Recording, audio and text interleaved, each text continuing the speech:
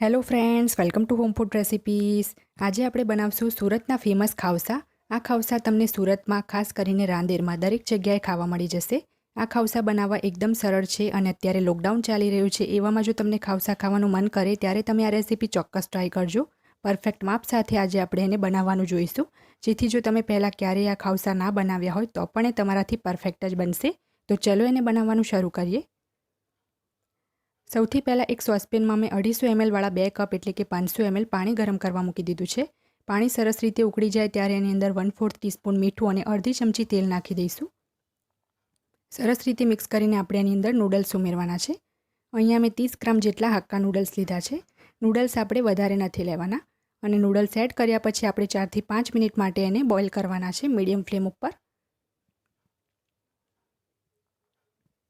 અહીંયા તમે જોઈ શકો છો કે 5 જ મિનિટમાં આપણા નૂડલ્સ સરસ બોઇલ થઈ ગયા છે. એક નૂડલ્સ આપણે હાથમાં લઈને તોડીને જોઈશું તો એ સરળતાથી તૂટી જશે.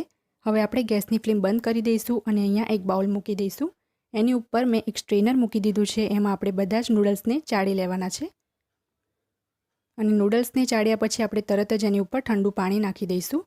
અહીંયા મેં ફ્રીજનું ઠંડુ પાણી લીધું છે. એવું કરવાથી આપણા નૂડલ્સની બોઇલિંગ પ્રોસેસ સ્ટોપ થઈ જશે અને નૂડલ્સ એકબીજા સાથે ચોંટશે નહીં.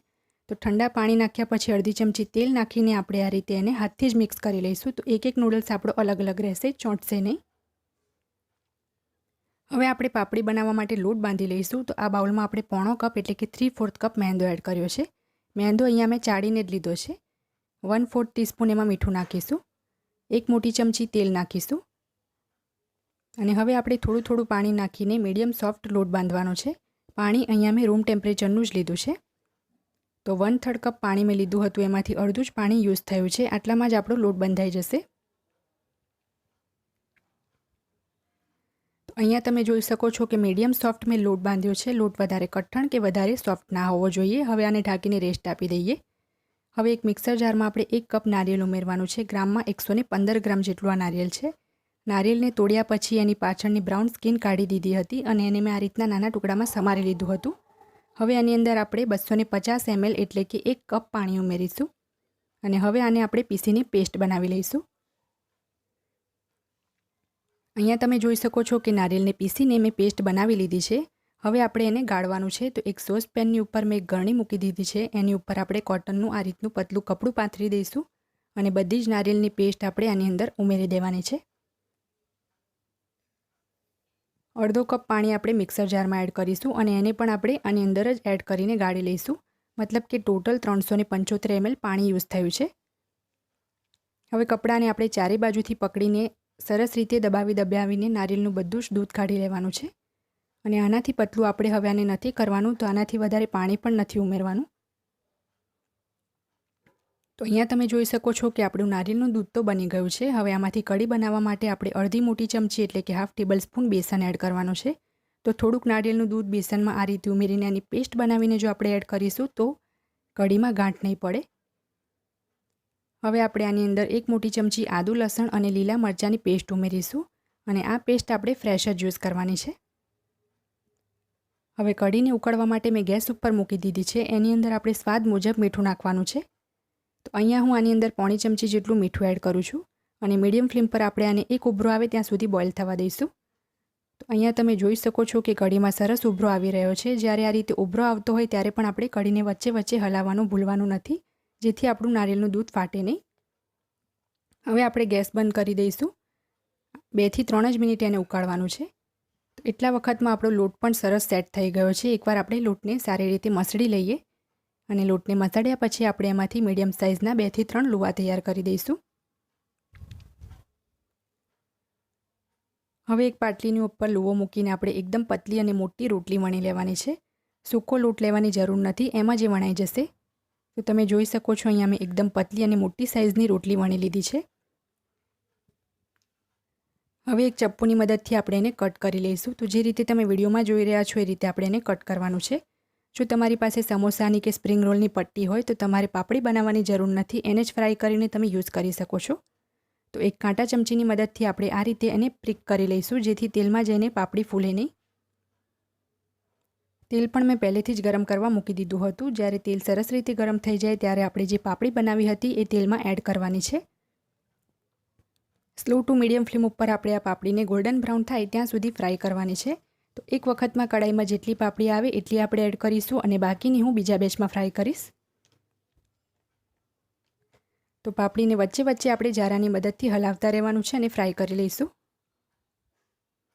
પાપડી ગોલ્ડન બ્રાઉન ફ્રાય થઈ જાય ત્યારે આપણે એને એક ટિશ્યુ પેપર ઉપર કાઢી લઈશું.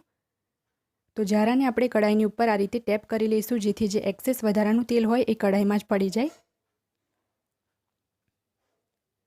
બાકીની પાપડી પણ સેમ આ જ રીતે આપણે ફ્રાય કરી લેવાની છે.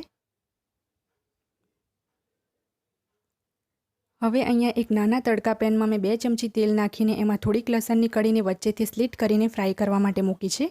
તો લસણની કળીને આપણે સતત હલાવતા રહીને સ્લો ફ્લેમ ઉપર ક્રિસ્પી અને લાલ થવા દેવાની છે. તો સતત આપણે એને હલાવતા રહેવાનું છે, નહીં તો લસણ બળી જશે. અને જ્યારે સરસ ગોલ્ડન બ્રાઉન ફ્રાય થઈ જશે તો એને આપણે બહાર કાઢી લઈશું. અને આપણે બહાર કાઢી લઈએ. હવે ખાવસા બનાવવા માટે આપણી બધી જ સામગ્રી તૈયાર છે. પાપડી, બાફેલા નૂડલ્સ અને એ સિવાય લીધી છે લસણની ચટણી, શેઝવાન ચટણી લીધી છે અને બંને ચટણીઓની રેસીપી મેં પહેલાં જ ચેનલ ઉપર બતાવેલી છે અને બંનેની રેસીપીની લિંક હું આ વિડીયોની નીચે ડિસ્ક્રિપ્શન બોક્સમાં આપી દઈશ જેથી તમે જોઈ શકો. લીલા કાંદા લીધા છે ઝીણા સમારેલા, અડધા નંગ લીંબુનો ટુકડો, સાથે જ આપણે જે નારિયેળના દૂધની કઢી બનાવી હતી એ લીધી છે અને ફ્રાય કરેલું લસણ. હવે આપણે ખાવસા બનાવી લઈશું. તો એક પ્લેટની અંદર આપણે જે પાપડી બનાવી હતી એને આપણે આ રીતે હાથથી ક્રશ કરીને એડ કરવાની છે. 7 થી 8 પાપડીનો મેં આ રીતે ચૂરો કર્યો છે અને પ્લેટ જે લો એ પણ આપણે થોડીક ડીપ લેવાની છે. હવે આની ઉપર આપણે ઝીણા સમારેલા કાંદા મૂકીશું. તો કાંદા થોડીક વધારે ક્વોન્ટિટીમાં જ મૂકીશું. થોડાક આપણે બાફેલા નૂડલ્સ મૂકીશું. જે ફ્રાય કરેલું લસણ લીધું હતું એ પણ એડ કરીશું. જેટલું પસંદ હોય એટલું લસણ એડ કરવાનું છે. હવે આપણે લસણની તીખી ચટણી ઉમેરીશું. આ ચટણી આપણે થોડીક પતલી જ રાખવાની છે, એકદમ ગાઢી નહીં રાખીએ. શેઝવાન ચટણી મૂકીશું. નારિયેળનું જે દૂધ હોય છે એની ફ્લેવર એકદમ માઇલ્ડ હોય છે, તો આપણે આ ડિશને થોડીક સ્પાઇસી બનાવશું તો જ ટેસ્ટ સારો આવશે. હવે આપણે આની ઉપર જે નારિયેળની કઢી બનાવી હતી એ એડ કરવાની છે. તો આ રીતના 4 થી 5 મોટા લીડલ ભરીને કઢી આપણે એડ કરવાની છે. આ જે પણ મેઝરમેન્ટ મેં તમને જણાવ્યું છે એ 2 પ્લેટ ખાવસા માટે છે.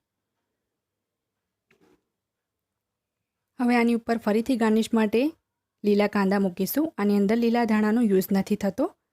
સાઈડ પર આપણે 2 થી 3 પાપડી મૂકીશું અને લીંબુનો રસ નીચવીને આપણે આને સર્વ કરીશું. તો ફ્રેન્ડ્સ, તૈયાર છે આપણા સુરતના ફેમસ ખાવસા. આ એક બર્મિશ ડિશ છે પણ એને થોડોક ઇન્ડિયન ટચ આપીને બનાવવામાં આવી છે. જો તમે આ ખાવસા ક્યારેય ના ખાધા હોય તો આ મેઝરમેન્ટથી તમે એને એકવાર ચોક્કસ ટ્રાય કરજો.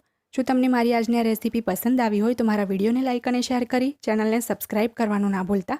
સબસ્ક્રાઇબ બટનની બાજુમાં જે બેલ આઇકન છે એને પણ દબાવજો જેથી તમને મારા દરેક નવા વિડીયોની નોટિફિકેશન મળતી રહે. અને જો તમારે મારો આ જ વિડીયો હિન્દીમાં જોવો હોય તો એની પણ મેં લિંક નીચે ડિસ્ક્રિપ્શન બોક્સમાં આપી દીધી છે. તો મળીએ નેક્સ્ટ વિડીયોમાં. ત્યાં સુધી આવજો.